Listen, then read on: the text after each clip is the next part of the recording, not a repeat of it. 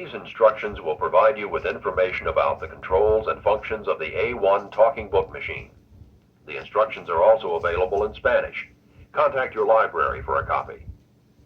Usted puede pedirse a su biblioteca de libros parlantes una versión en español de estas instrucciones para el uso de su tocadiscos. To help you locate the controls, the machine should be on a flat surface with the carrying handle facing you. This talking book machine has several new features, including a variable speed control for slowing down or speeding up the record, and a new style tone arm that does not lift. Let's first locate all the controls, then we will describe each function. The on-off V-shaped rocker switch you use to start this record is one of 5 controls located at the front edge of the machine. Just to the left of the on-off switch is a V-shaped rocker switch used to set the speed of the record. To the left of the speed switch is the sliding tone control. Below the tone control is the sliding volume control. And to the right of the volume control is the sliding variable speed control. There are no other switches or controls. This record is being played using a tone arm that helps prevent needle scratches on the record and helps locate the edge of the record. As you noticed, this tone arm does not lift. Anytime you wish to move the arm, either to skip over a portion of a record or change records, push down firmly on the top front of the arm. Continue to press down on the arm while moving it left or right. The needle will be held away from the record as long as you press firmly on the arm.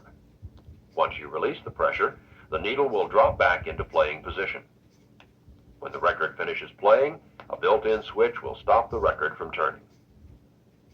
If you move the tone arm back to the right, the record will start turning again. If you move the tone arm all the way to the right, to its resting position, the record will stop turning. At times, you may wish to start a record, but not at the beginning. The tone arm normally locates the beginning of the record. To prevent this from happening, locate the rectangular opening on top of the tone arm. Press down firmly at this point and move the arm to the left past the edge of the record to any point you wish. Release the pressure on the tone arm and the machine will begin playing the recording. There are 3 ways to stop playing a record. If you wish to save your place on the record, press the on-off rocker switch down to the left. Moving the tone arm back to its resting and locked position at the extreme right edge of the machine will also stop the record, but will not turn off the power. If you close the lid, the on-off switch will be pushed to the off position. The lid will lift the needle and hold the tone arm in place over the record, even if the machine is moved.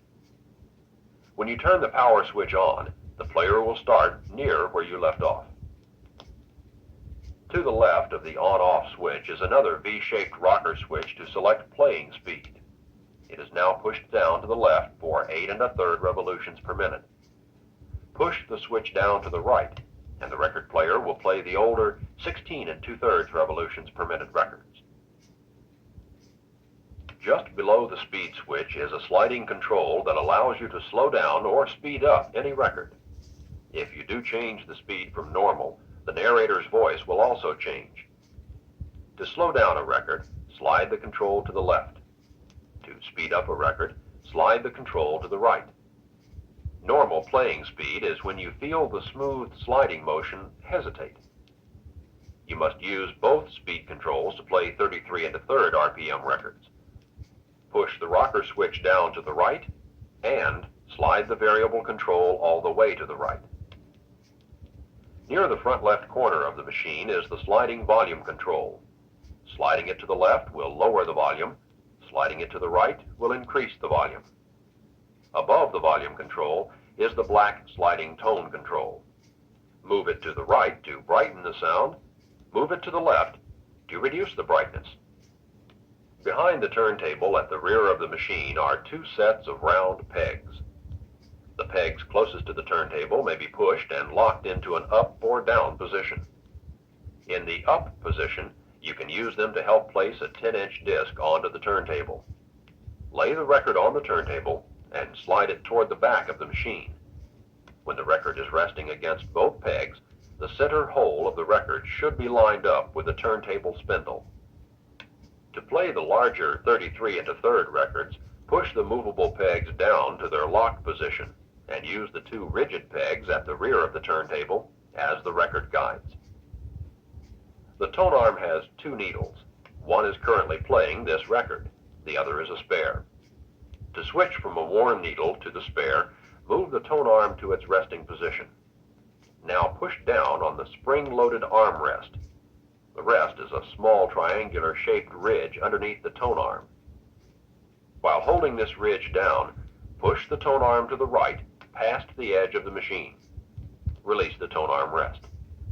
Locate the small movable lever underneath the front edge of the arm and swing it downward from one side to the other.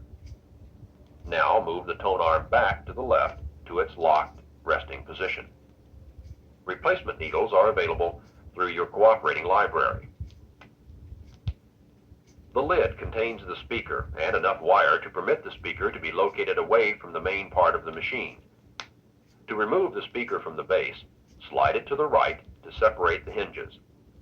To replace the lid, align the hinges and slide the lid to the left. Located on the right side of the machine are two holes, called jacks, that allow headphones or a pillow speaker to be used rather than the speaker in the lid. The larger jack is for the standard 1/4 inch plug, and the smaller jack can be used with a mini plug. Volume and tone are still adjusted through the controls at the front of the player. If you have any questions about the service or the equipment, contact your cooperating library.